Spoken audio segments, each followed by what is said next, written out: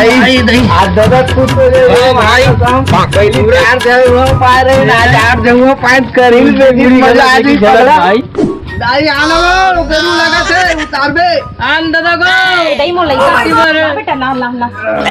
अरे अरे अरे अरे अरे अरे ले रख रे, वारे बेटा वारे, वो खो वारे बेटा, खुश रहो लड़का होना तो ऐसे उधरी हफ्ते कते गोबर बीन डरे रे। ओ खो आज गोबर ले बीन के मुन नाम ले पसंद कर दो बेटा।